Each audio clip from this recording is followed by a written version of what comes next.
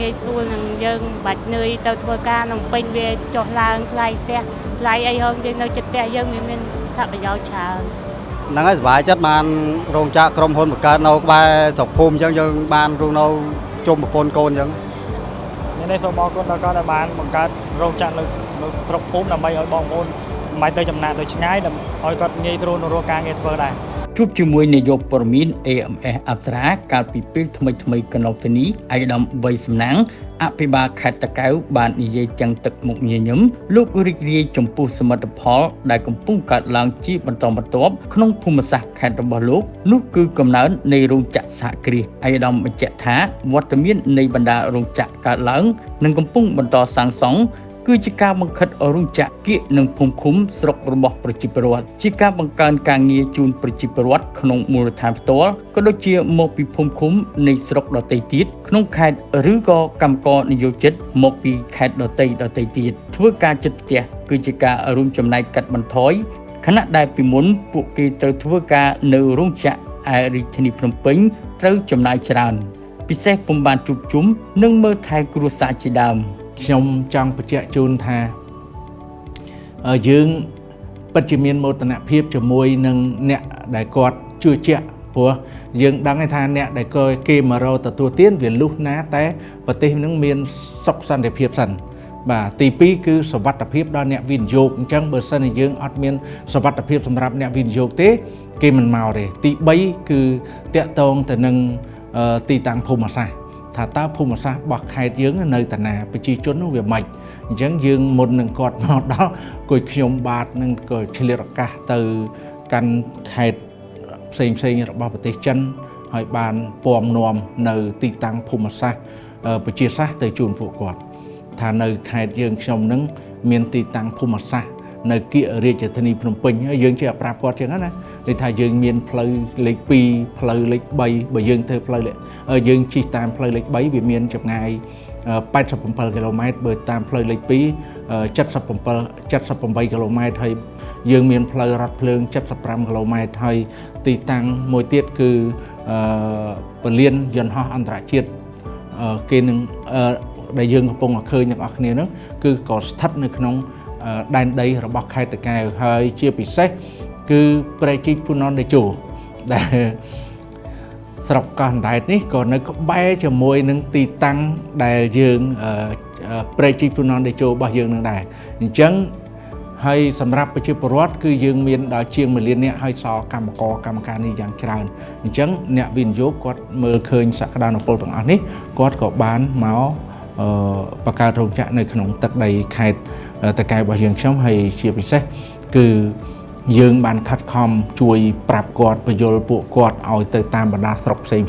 ធ្វើយ៉ាងណាគឺបង្ខិតបានន័យថាបង្ខិតរោងចក្រឲ្យទៅដល់ផ្ទះបងប្អូនប្រជាពលរដ្ឋដើម្បីអីដើម្បីភាពងាយស្រួលរបស់បងប្អូនប្រជាពលរដ្ឋដែលជាកម្មការនីហ្នឹងគាត់មិនបាច់ចំណាយពេលវេលាជិះទៅឆ្ងាយបាទទី1ទី2គឺអស់អាលុយថ្លៃដឹកជូននឹងក៏ច្រើនខាតពេលវេលាគាត់ងើបវាចិត្តចំណាយវាតិចហើយគាត់សន្សំពេលវេលាមិញបានសួរក្មួយម្នាក់គាត់ថាខ្ញុំសួរគាត់អ្នកនៅណាគាត់ថានៅស្រុកកោះអណ្ដែតហ្នឹងនៅភូមិតាបួរនឹងត្មងហើយគាត់មកធ្វើការខ្ញុំសួរគាត់ចេញទៅមកធ្វើការម៉ោងប៉ុន្មានគាត់ថាម៉ោង6កន្លះដោយសារគាត់មានឱកាសជូនកូនគាត់ទៅសាលារៀនទៀតអញ្ចឹងអានេះវាជារឿងភាពចំណេញមែនទែនសម្រាប់ក្មួយដែលគាត់ក្រៅពីការងារប្រចាំផ្ទះរបស់គាត់អាចមកយកការងារដែលជាការងារអាជីពរបស់គាត់ជាកម្មការនីអញ្ចឹងទៅគាត់មានប្រាក់ខែទៀងទាត់បាទហើយយើងក៏មានមោទនភាពជាមួយនឹងកិច្ចការនេះដែរគឺខ្ញុំបានជួបក្មួយនោះគឺគាត់ទៅមកពីធ្វើការនៅប្រទេសថៃសួរគាត់គឺបាន13000បាតអញ្ចឹងប្រាក់ខែគាត់បើយើងស្ដាប់ទៅវាដូចជាច្រើនបាទប៉ុន្តែបើសិនជាបូកសរុបទៅលើការចំណាយប្រចាំថ្ងៃរបស់គាត់ថ្លៃទឹកថ្លៃភ្លើងថ្លៃហូបចុកស្នាក់នៅនេះគឺថាបូកមកវាអត់មានសល់ប្រមាណទេវាផ្ទុយពីអ្វីដែលយើងកំពុងធ្វើគឺរោងចក្រនៅគៀកផ្ទះគាត់ អញ្ចឹងគាត់ទៅព្រឹកមកល្ងាចទៅព្រឹកមកល្ងាចហើយអ្នកខ្លះគឺមានឱកាសនៅសល់ពេលសម្រាប់ជូនកូនជូនអីទៅសាលាទៅអីទៀតអញ្ចឹងនេះគឺភាពចំណេញមែនតើនេះគឺជានយោបាយប្រកបដោយចក្ខុវិស័យវែងឆ្ងាយរបស់សម្ដេចមហាបវរធិបតីដែលលោកតែងតែគិតគូរចំពោះសុខទុក្ខពុកម៉ែមីមីងបងប្អូនគ្រប់មជ្ឈដ្ឋានទាំងអស់ហើយយើងថាកំភ្លើងធំបាញ់ទៅហើយតែកំភ្លើងតូចក៏ត្រូវតែដើរអន្ទឹមគ្នាបានន័យថាយើងប្រើវិធីសាស្ត្រនៃការតាក់ទាញអ្នកវិនិយោគឲ្យមកនៅរកទទួលទាននៅក្នុងទឹកដីខេត្តតាកែវរបស់យើងធ្វើយ៉ាងណាផ្ដល់ការឱកាសការងារដល់បងប្អូនប្រជាពលរដ្ឋអ្នកខេត្តតាកែវកុំឲ្យគាត់ពិបាកចំណាក់ស្រុកបាទ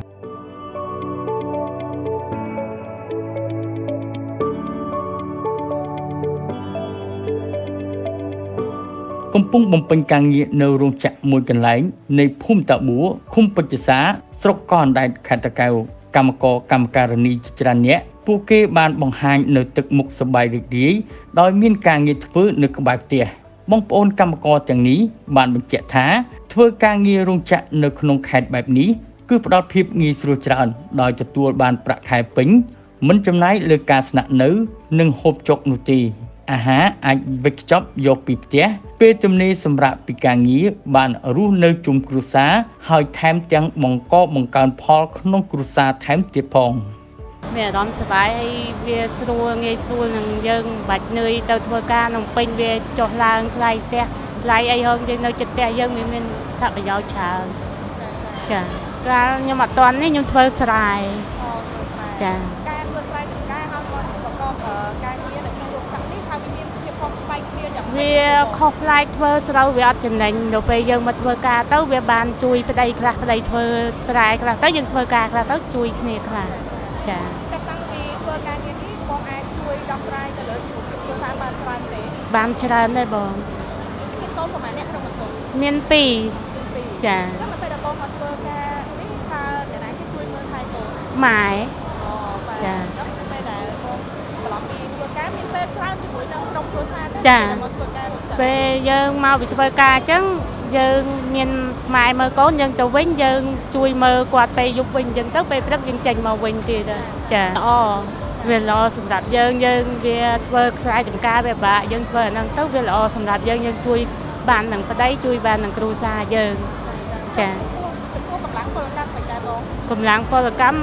យើងអាចទទួលយកបានប្រាក់ខែហ្នឹងចាវាជួយផងកម្លាំងខ្លាំងជាងធ្វើស្រែទៅចាសូមអរគុណក្រសួងដែលបានឲ្យគេចុះមកធ្វើអញ្ចឹងយើងមិននឿយទៅសំណាក់ស្រុកទៅក្រៅប្រទេសត្រូវអីអញ្ចឹងយើងវាបដូរនឹងជីវិតយើងអញ្ចឹងទៅក្រៅប្រទេសអញ្ចឹងយើងអត់មានប៉ាសពតអីអ្នកខ្លះទៅអញ្ចឹងទៅពិបាកដែរហ្នឹងដល់ពេលយើងមានចេះទៅវាស្រួលហ្នឹងហើយសុបាយចិត្តបានរោងចក្រក្រុមហ៊ុនបង្កើតនៅក្បែរស្រុកភូមិអញ្ចឹងយើងបានរស់នៅជុំប្រពន្ធកូនអញ្ចឹងបាទហ្នឹងហើយបាទហ្នឹងហើយយើងចេញពីរោងចក្រយើងនៅឆ្លៀតការងារផ្ទះបានខ្លះតែបើយើងទៅក្រៅយើងធ្វើការបានតែការងារក្រៅអញ្ចឹងជួយការងារដូចថានៅផ្ទះបានអញ្ចឹងត្រូវអរគុណរដ្ឋបាលបានបង្កើតក្រុមហ៊ុននៅតាមជាខេត្តអញ្ចឹងបានជាពលរដ្ឋធ្វើជុំគ្នាអញ្ចឹងបានរស់នៅបែបផ្ទះគ្រប់គ្នាមួយយ៉ាងព្រោះដោយសារនៅចិត្តផ្ទះយើងវាស្រួលការធ្វើដំណើរមកធ្វើការអញ្ចឹងណាវាអត់មានចំណាយពេលទៅឆ្ងាយដើម្បីធ្វើការទេអញ្ចឹងវាទី1វាស្រួលហើយនឹងបានដោយចិត្តផ្ទះគ្រួសារវាស្រួលជុំគ្នាអញ្ចឹងណាបងនេះសូមអរគុណដល់គាត់ដែលបានបង្កើតរោងចក្រនៅស្រុកភូមិដើម្បីឲ្យបងប្អូនមិនបាច់ទៅចំណាក់ទៅឆ្ងាយឲ្យគាត់ងាយស្រួលនៅរកការងារធ្វើដែរដោយមិនឈប់ត្រឹងនោះទេរដ្ឋបាលខេត្តតាកែវក៏កំពុងទាក់ទាញវិនិយោគិនបន្ថែមទន្ទឹមនឹងការពង្រីករោងចក្រសហគ្រាសទៅកាន់ស្រុកចំនួន3បន្ថែមទៀតដែលបច្ចុប្បន្នពុំទាន់មានច្រើននៅឡើយគឺនៅស្រុកទ្រាំងស្រុកគិរីវង្សនិងស្រុកត្រាំកក់ស្រុកទាំង3នេះសម្បូរដោយកម្លាំងពលកម្មម្យ៉ាងទៀតនឹងផ្ដល់ឱកាសការងារដល់ប្រជាពលរដ្ឋរស់នៅជាប់ខេត្តតាកែវផងដែរដើម្បីបង្ខិតសេវាទៅឲ្យដល់ផ្ទះបងប្អូនប្រជាពលរដ្ឋងាយស្រួលដល់អ្នកវិនិយោគដែលគាត់ត្រូវការកម្លាំងពលកម្មអញ្ចឹងបានយើងនឹងរុញទៅដាក់ដល់ស្រុកទ្រាំង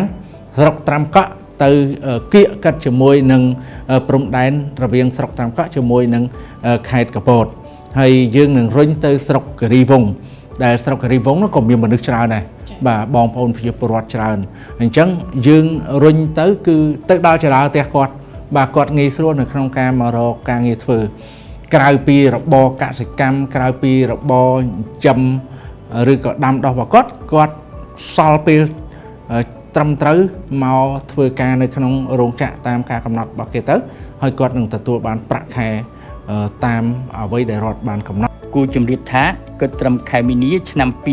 2025ខេត្តតាកែវទទួលបានការវិនិយោគបោះទីតាំងបង្កើតរោងចក្រចំនួន10បន្ថែមទៀត